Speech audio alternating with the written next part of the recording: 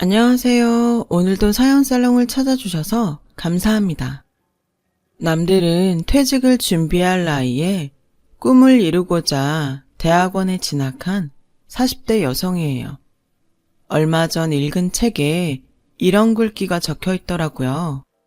과거의 잘못을 단죄하지 않는 것은 미래의 범죄에 용기를 주는 것이다. 이 글귀를 읽고 저는 용기를 얻었어요. 내 인생을 날로 집어먹은 한 인간에게 처절한 복수를 할 용기를 말이죠. 한때는 저에게도 청운의 꿈을 안고 야심차게 유학길에 올랐던 시절이 있었어요. 교수가 되겠다는 꿈이 있었거든요. 남들 앞에서 꺼내기 창피한 얘기지만 저희 집안은 대대로 돈만 있었지 공부 쪽으로는 성공한 사람이 없었어요.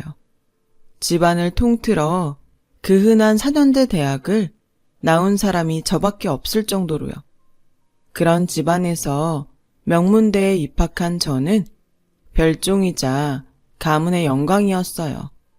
그렇다 보니 저희 부모님은 물론이고 집안 어른들도 저에 대한 기대가 상당할 수밖에 없었죠.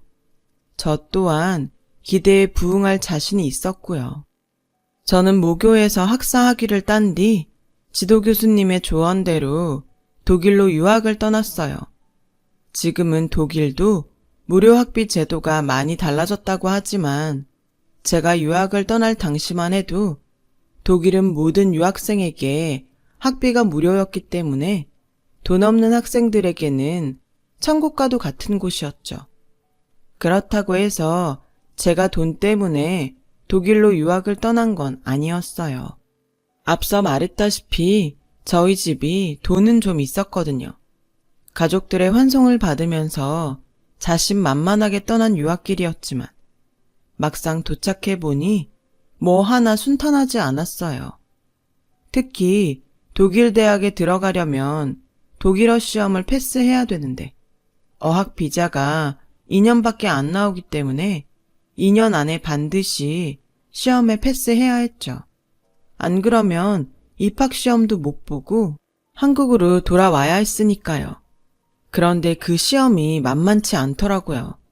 안 그래도 제가 언어에 약한 편인데다 영어라면 모를까 낯선 독일어를 새로 익히려니 죽을 맛이었죠. 그래도 어떡해요. 주변에 학위 따기 전엔 절대 한국 땅 안 밟을 거라고 호언장담하고 왔는데 죽으나 사나 공부해서 붙어야죠. 저요, 정말 고3 때보다도 더 열심히 공부했어요. 그렇게 노력한 덕분에 1년 반 만에 제가 가려는 대학에서 요구하는 수준의 독어 성적을 따낼 수 있었어요. 대학 입학은 어학준비 과정보다는 훨씬 수월하게 합격할 수 있었어요. 이렇게 쉽게 합격해도 되나 싶었는데 나중에 보니 독일 대학은 입학에 비해 졸업이 엄청 힘들더라고요. 우리나라와는 정반대였죠. 그렇게 입학의 기쁨도 뒤로 하고 학위를 따내기 위해 이제 막 공부를 시작하려는 그때 저에게 예상치 못한 일이 생겼지 뭐예요. 공부에 박차를 가하기도 전에 어이없게 사랑에 빠지고 만 거예요. 하지만 모든 사랑이 시작될 때 누구나 그렇듯이 제 눈에는 그 남자 외에는 아무것도 들어오지 않았어요. 콩깍지가 제대로 씌인 거죠. 그 남자는 저와 같은 한국 유학생으로 집안 형편이 어려워서 독일로 유학을 온 케이스였어요. 홀어머니 밑에서 여동생 둘과 자란 그는 성공해서 가족들을 책임져야 한다는 사명 같은 게 있는 남자였어요. 한마디로 개천용 스타일이었어요. 그는 언제나 강의가 끝나기 무섭게 제일 먼저 강의실을 빠져나가곤 했어요. 처음엔 왜 저러나 싶었는데 알고 보니 학교 근처 펍에서 서빙 아르바이트를 하고 있었더라고요. 공부만 해도 벅찬 유학생활 중에 말이죠. 그렇게 번 돈으로 생활을 하고 심지어 일부는 한국으로 보내더군요. 정작 자신은 집세를 못 내서 친구 집을 돌며 더부살이를 하면서 말이죠. 제가 이 남자한테 빠진 건 어쩌면 사랑보다는 연민 때문인지도 몰라요. 이 남자를 볼 때마다 가슴이 찡한 게 구제해주고 싶었거든요. 당시 학생들은 기숙사 생활을 하거나 쉐어룸을 구해 살았는데 저 역시 스페인에서 온 유학생과 쉐어룸에서 살고 있었죠. 그런데 학기 중에 갑자기 룸메이트가 고국으로 돌아가게 되면서 새로운 룸메이트를 찾아야 할 상황이 된 거예요. 저는 당장 남자를 찾아가 공짜 빈방이 생겼다고 거짓말을 했어요. 스페인으로 돌아간 룸메이트가 이미 반년치 방값을 내고 갔다고 말이죠. 사실 너무 엉성한 거짓말이었지만 궁한 상황이었던 그는 제 말에 따라 저희 집으로 들어와 살게 되었어요. 젊은 남녀가 한 집에 살다 보니 우리는 자연스럽게 가까워지게 되었고 얼마 뒤 연인 사이로 발전하게 되었어요. 사귀고부터는 집세며 생활비를 저희 집에서 보내준 돈으로 해결했고요. 한창 젊었던 우리는 열렬한 연애를 했고 그러는 와중에 덜컥 아이가 생긴 거예요. 제 임신 소식에 저희 집에서는 당연히 난리가 났죠. 기껏 교수 만들려고 유학 보내놨더니 하필 쥐뿔도 없는 남자를 만나서 날개도 못 펴보고 꺾이게 됐다고 말이죠. 하지만 그때는 남편한테 빠져있던 때라 부모님이 뭐라고 하시든 제 귀에는 안 들어왔어요. 남편 역시 어머님께 저의 임신 사실을 알렸는데 시댁 쪽에서는 꽤 반기는 눈치더라고요. 아무래도 처가가 꽤 사는 집이니 적어도 돈 걱정은 덜게 됐다 싶었나 봐요. 게다가 타국에서 지내는 아들을 챙겨줄 여자가 생겼으니 더 그랬을 테고요. 아무튼 그렇게 우리는 부부가 되었어요. 처음엔 유학이고 뭐고 당장 돌아오라던 아빠는 그래도 자식이라고 꼬박꼬박 생활비도 붙여주셨고 임신한 딸이 혹여 제대로 못 먹고 지낼까봐 매달 한식 재료도 잔뜩 붙여주셨죠. 덕분에 저는 삼시세끼 한식을 먹어가며 무사히 아이를 낳을 수 있었어요. 그렇게 아이까지 낳고 보니 어느새 제 꿈은 저 멀리 날아가 버리더군요. 그래서 이왕 이렇게 된 거 남편이라도 반드시 교수를 만들어야겠다는 새로운 꿈을 갖게 되었죠. 책임감이 강했던 남편은 저희 친정에서 보내주는 돈으로 사는 게 미안했던지 학업과 아르바이트를 병행했어요. 아무래도 아이가 있다 보니 돈 들어갈 때가 많았거든요. 틈틈이 번역 일도 하고 방학 때는 한국 관광객들을 차에 태우고 다니며 관광 가이드 노릇도 했어요. 제 남편이지만 정말 의지 하나는 어디서도 빠지지 않을 남자다 싶었죠. 그리고 드디어 남편이 박사학위를 따게 되었고 우리 부부는 한국으로 돌아갈 준비를 하고 있었어요.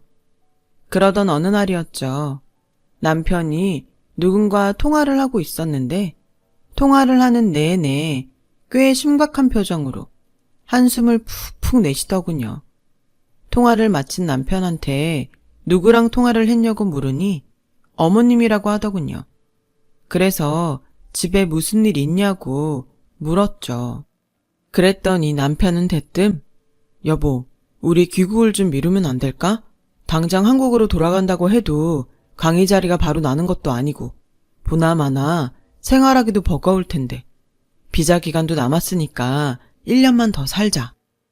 솔직히 저는 당장 한국으로 돌아가고 싶었지만 남편이 이런 부탁을 하는 데는 그럴 만한 이유가 있을 거란 생각에 한국행을 고집할 수만은 없었어요. 그래서 이유를 물었어요. 그랬더니 남편이 그러더군요. 유학생활도 처가 도움받아 했는데 한국에 정착하면서도 처가에 손을 벌리는 게 솔직히 너무 창피해서 그래. 어머니도 장인어른 볼 낯이 없다시고. 여기서 1년 동안 바짝 벌어서 월세집 보증금이라도 만들면 안 될까? 그래, 당신 뜻이 그러면 그렇게 하자. 남편 체면이 달린 일이라 결국 저는 남편 뜻에 따르기로 했어요. 그렇게 동일 생활을 1년 연장한 우리 부부는 닥치는 대로 일을 해서 돈을 모으기 시작했어요. 그리고 얼추 월세 보증금 정도를 만들 수 있었죠. 사실 그럴 수 있었던 건 남편 몰래 친정 엄마가 매달 보내준 생활비 덕분이었지만요. 그렇게 1년을 더 독일에서 보낸 우리는 다음에 한국으로 돌아갈 수 있었어요. 한국에 돌아와서는 한동안 친정에서 지내다가 월세집을 구해 이사를 했어요. 이때도 친정 부모님께서 남편 몰래 돈을 보태주셨고요. 그렇게 독립을 한 우리 부부는 당장 생활비를 벌어야 했기에 급한 대로 번역 일을 찾아서 했어요. 그러는 중에도 남편은 지도 교수님과 학부 선배들을 찾아다니며 강사 자리를 알아보기도 했고요. 하지만 한 해에 대학에서 배출되는 박사학위 소유자가 몇인데 자리가 쉽게 나겠어요. 한 1년간은 농부가 씨 뿌리는 심정으로 결혼식장과 장례식장을 쫓아다니며 교수님과 선배들한테 얼굴 도장 찍기에 바빴죠. 그렇게 시간과 돈을 들인 덕에 남편은 경기권에 있는 대학에 시간 강사로 나가게 되었어요. 하지만 강단에 서게 됐다는 기쁨도 잠시, 통장에 찍힌 월급을 보고는 좌절하지 않을 수 없었죠. 이건 뭐 패스트푸드점 알바생보다 못한 벌이었으니까요. 거기다 경기권이라 차를 끌고 다녀야 해서 유류비도 장난이 아니었거든요. 그래서 저는 친정 부모님께 아이를 맡기고는 본격적으로 구직에 나섰죠. 안 되면 설거지 알바라도 할 생각으로요. 엄마는 그러지 말고 남편이 전임자리 얻을 때까지 아빠 도움을 받으라고 하셨지만 벼룩도 낯짝이 있지. 우리 부부 유학생활도 부모님 도움으로 했는데 더는 낯뜨거워서 손 못 벌리겠더라고요. 그러던 차에 선배가 하는 학원에 강사 자리가 났다고 해서 저는 당장 출근을 하기로 했어요. 제가 학원에 나가는 시간에는 남편과 친정엄마가 번갈아 아이를 봐주었어요. 그러다 남편이 강의 나가는 대학이 몇 개 더 늘어서 아예 친정의 아이를 맡기게 되었죠. 부부가 양쪽으로 벌어들인 덕에 조금씩 생활은 안정을 찾아갔고 월세집에서 전셋집으로 이사를 할 수 있었어요. 그러는 사이 우리 아들은 초등학교에 입학을 하게 되었고요. 그러던 어느 날이었어요. 남편이 술에 취해 돌아왔더라고요. 표정을 보니 밖에서 무슨 일이 있었던 게 분명한데 통 말을 안 하더군요. 그렇게 며칠이 지났는데 뜬금없이 남편이 그러는 거예요. 나 그냥 다른 일 알아볼까? 시간 강사 해봐야 돈도 안 되고 전임 된다는 보장도 없는데. 그게 무슨 소리야. 그동안 고생해놓고 이제 와서 포기한다고? 안 돼. 내가 누구 때문에 공부 포기했는데 당신이라도 교수 돼야 내가 덜 억울하지. 당신 무슨 일 있지? 숨기지 말고 말 좀 해봐. 그제야 남편은 며칠 전 있었던 일을 얘기했어요. 학부장이 대놓고 그러더래요. 자기 딸이 이번에 시집을 가는데 남편이 의사라 혼수며 예단비가 꽤 들 것 같다고요. 처음엔 그냥 그런가 보다 했는데 말미에 이런 소리를 하더래요. 다음 학기에 전임교수 모집 공고를 낼 생각인데 모르는 사람 들이느니 자기 사람 뽑는 게 낫지 않겠냐고요. 그러면서 처가가 꽤 산다고 하던데 딸 결혼으로 돈이 궁해 그런가? 요즘 같아선 자네가 그렇게 부러울 수가 없다고요. 딱 들어도 돈을 요구하는 말이었어요.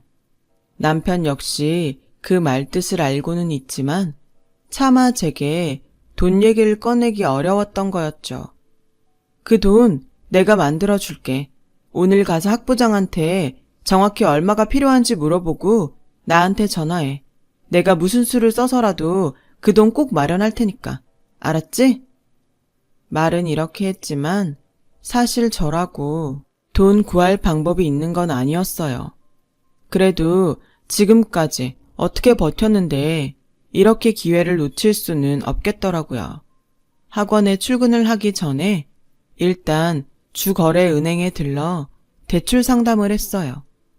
다행히 4대 보험에 가입돼 있어서 대출은 가능했지만 대출 금액은 생각보다 얼마 안 되더라고요. 그래서 어떻게 해야 하나 고민을 하는데 남편한테 전화가 왔더라고요. 뭐? 7천만 원? 아, 완전 도둑놈 씹어도 아니고 어떻게 그 큰 돈을 바래? 암튼 알았어. 돈은 어떻게든 마련할 테니까 당신은 교수 임용 약속 확실히 받아놔. 순간 눈앞이 캄캄했어요. 1, 2천만 원도 아니고 7천이라니요. 로또라도 당첨되지 않는 한 제 선에서 구할 수 있는 돈이 아니었어요. 그래서 아빠를 찾아갔어요. 그리고는 자초지종을 설명하고 7천만 원만 해달라고 부탁드렸어요. 아빠는 한참을 말없이 생각에 잠기셨죠. 네, 그동안 널 봐서 아무 말 않고 니들 사는데 지원을 해줬다만 더는 안 되겠구나. 제 힘으로 교수 될 능력도 안 되는 놈이라면 더는 투자 못하겠다. 야비해도 할 수 없다. 이 애비는 자선사업하는 사람이 아니다.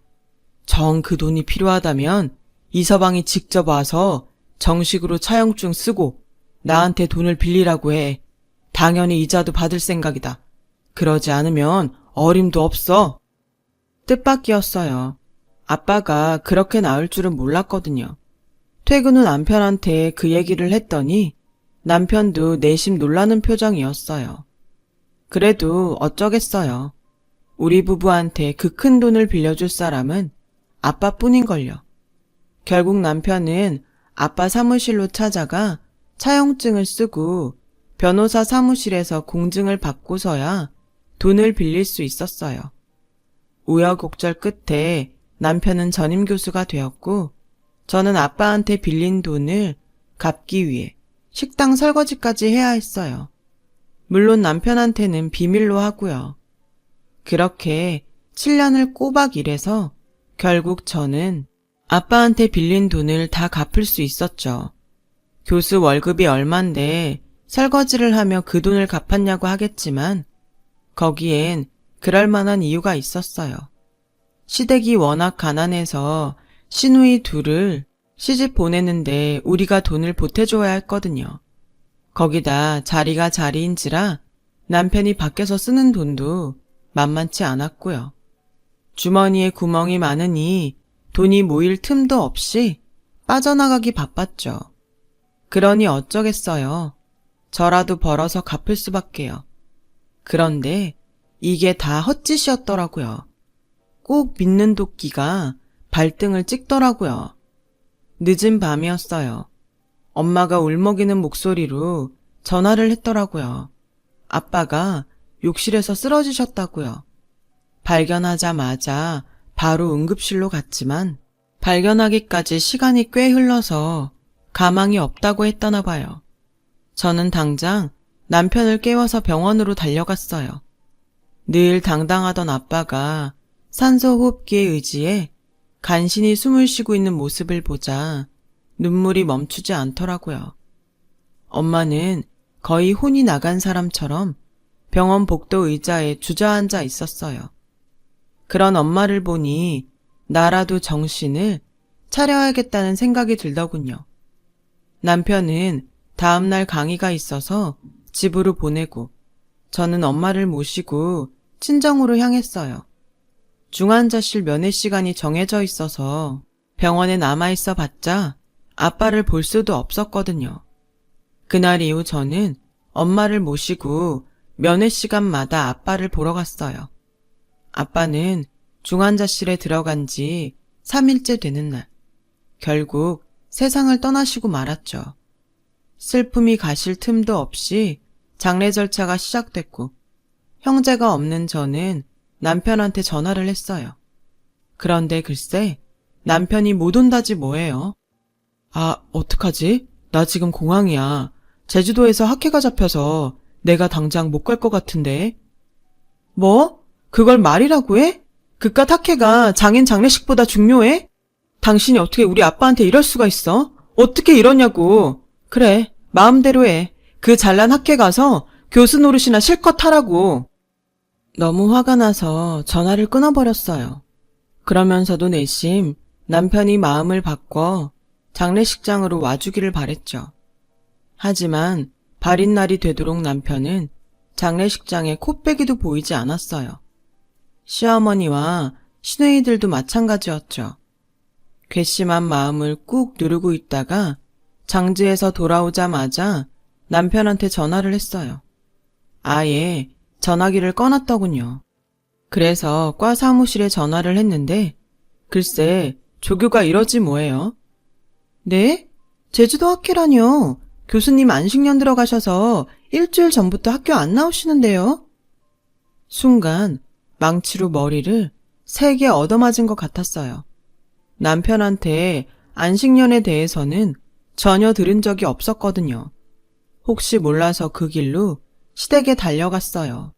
먼저 전화를 하면 피할 것 같아서 연락 없이 찾아갔죠.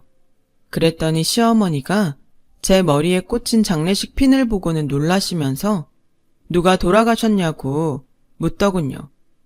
그이가 말 안 해요? 친정아버지 돌아가셨다고? 하긴 사위인 자식도 안 찾아온 장례식장에 자기 가족을 보낼 리가 있나. 어머님 아들 지금 어딨어요? 학교에서 안식년이라 1년간 휴가라는데 장인 장례식도 안 오고 어디 있냐고요. 악에 바친 저는 소리를 질렀어요. 그랬더니 시어머니는 뭔가 떠올랐는지 눈빛이 변하더라고요. 뭔가 알고 계시죠? 그 사람 지금 어딨어요? 말 좀 해보세요. 하지만 시어머니는 제게 아무 말도 해주지 않았어요. 그렇게 별 소득 없이 집에 돌아온 저는 업체에 연락해 남편의 행방과 뒷조사를 의뢰했어요. 한 달여쯤 지났을까? 업체에서 연락이 왔더라고요. 남편은 현재 미국 보스턴에 체류 중이라고 하더군요. 그런데 그 다음 말이 충격적이었어요. 남편분 호적에 아드님 외에 따님이 한 분 더 있던데 혹시 알고 계신가요? 7년 전에 남편분 밑으로 입적됐더군요. 알고 보니 남편은 독일 유학 전에 사실혼 관계였던 여자가 있었더라고요. 독일에서 알바를 하며 돈을 붙였던 것도 시댁이 아닌 그 여자한테 보냈던 거였죠. 유학 중에 잠깐씩 한국에 들릴 때도 남편은 몰래 그 여자를 만나왔었고 독일에서 귀국을 1년 미루고 돈을 벌었던 것도 월세 보증금이 아닌 혼외 자식인 딸아이 수술비를 벌기 위해서였더라고요. 교수 임용이 되고서도 시누이들 핑계를 대고 목돈을 그 여자한테 보내왔고요. 한마디로 두 집 살림을 해온 거였죠. 내 부모 등골을 빼서 말이에요. 피가 거꾸로 솟는 것 같았어요. 이 인간을 당장 찢어 죽여도 시원찮을 판이었죠. 손이 바들바들 떨리고 배신감에 잠도 잘 수 없었어요. 맨정신으로 버티기 힘들어서 못 마시는 술도 마셔봤지만 소용이 없었죠. 머릿속에는 온통 어떻게 하면 가장 잔인한 복수를 할 수 있을까? 그 생각뿐이었어요. 그렇게 며칠을 침대 위에서 끙끙 앓다가 변호사 사무실을 찾아갔어요. 일단 법적으로 할 수 있는 모든 소송을 진행해달라고 의뢰를 했어요. 그리고는 남편한테 이메일을 보냈어요. 불륜 사실을 다 알고 있으며 당장 돌아오지 않으면 후회하게 될 거라고요. 그러자 다음 날 남편이 제게 전화를 했더라고요. 저는 일부러 받지 않았어요. 그랬더니 이틀 뒤 바로 저를 찾아와서는 다짜고짜 이혼 서류를 던지더군요. 이미 다 안다니까 긴 말하지 않을게. 양육권이랑 친권 다 줄 테니까 이혼하자. 위자료도 원하는 대로 줄게. 나 그 여자랑 못 헤어져. 당신한테는 미안하지만 당신한테도 이게 최선일 거야. 껍데기만 안고 사는 건 허무하잖아? 아주 뚫린 입이라고 말은 잘한다. 꼴의 교수 아니랄까봐 말빨은 있네. 위자료? 받아야지. 그 전에 빚 청산부터 하자. 아빠 돌아가시면서 내가 몇 가지 유산으로 받은 게 있는데 그 중에 이런 것도 있더라. 7년 전에 네가 쓴 7천만 원 차용증. 너도 참 뻔뻔하다. 돈 빌렸을 땐 언제고 이자는커녕 원금도 한번 안 갚았니? 아주 갚을 생각도 없는 놈이 이자는 7%나 내겠다고 썼더라. 이게 7년 지났으니까 이자가 얼마야? 그 정도는 계산할 수 있지? 일단 그 돈부터 내놔. 참, 그동안 우리 집에서 끌어다 쓴 유학 시절 네 생활비며 전세 보증금도 다 털어놓고 이 집 살 때 우리 엄마가 돈 대준 것도 싹 다 적어놨으니까 빼먹을 생각 말고. 근데 이거 저거 다 갚으려면 집도 차도 다 놓고 나가야겠는데 어쩌니? 무슨 소리야. 교수 월급이 얼만데 그 돈은 다 어디다 쓰고? 아, 네 월급? 네가 그동안 니네 엄마랑 여동생들 팔아가며 목돈 챙겨간 게 얼만데. 그뿐이니? 교수 품위 유지비다 뭐다. 네 입으로 들어간 돈은 또 얼만지. 따지고 보니까 우리 집 생활비는 거의 내가 번 돈으로 해결했더라. 물론 정확한 계산은 내 변호사가 아주 꼼꼼하게 정리해서 제출할 테니까 걱정 꽉 붙들어 매셔. 아참, 그리고 말이야. 무엇보다 나는 내 인생을 말아먹은 네가 행복한 꼴은 죽어도 못 보겠어. 그래서 받은 대로 돌려주려고. 기브앤테이크는 확실해야지. 그러니까 그 여자 집에 가서 기다려. 기대에 넘치도록 돌려줄 테니까. 네가 원래 거지근성이 충만해서 꽁으로 넘치게 받는 걸 좋아하잖니. 차고 넘치게 해줄게. 기대해. 남편을 내쫓은 저는 그 길로 업체에 전화해 남편네 대학 학과 게시판에 남편의 불륜 사실을 폭로하는 글을 올리도록 했어요. 내연녀가 사는 지역 맘카페에도 그 사실을 올렸고요. 정확하게 내연녀의 이름은 지칭하지 않았지만 그 여자와 그 여자가 하는 피아노 학원을 그 지역 사람이라면 누구나 알 수 있을 정도로 특정 지어서 말이죠. 동네 어디서도 얼굴 못 들고 다니도록 해줄 작정이었죠. 그 효과는 생각보다 빨리 나타났어요. 얼마 뒤 내연녀의 피아노 학원은 학원생 이탈로 문을 닫게 되었고 남편은 대학에서 해임되었거든요. 위자료와 양육비, 저희 친정에서 끌어다 쓴 돈까지 다 합산하니 정말 남편은 맨 몸뚱이 하나 남더군요. 처음 저를 만났던 그때처럼요. 집도 없고 돈도 없고 직업도 없는 남편은 결국 내연녀한테도 버림받았어요. 그렇게 죽고 못 살더니 그들의 사랑은 고작 그 정도더라고요. 이혼을 한 저는 집을 전세 놓고 아들을 데리고 친정으로 들어갔어요. 그리고 얼마 전 모교 대학원에 진학해 석사과정을 밟고 있어요. 이제 와서 교수가 되겠다는 건 아니지만 적어도 후회를 남기고 싶지 않아서요. 그런 제 결정을 누구보다 지지해주는 건 제 아들이에요. 앞으로 남은 인생은 누구누구의 엄마가 아닌 멋진 여자로 살기를 바란다나요?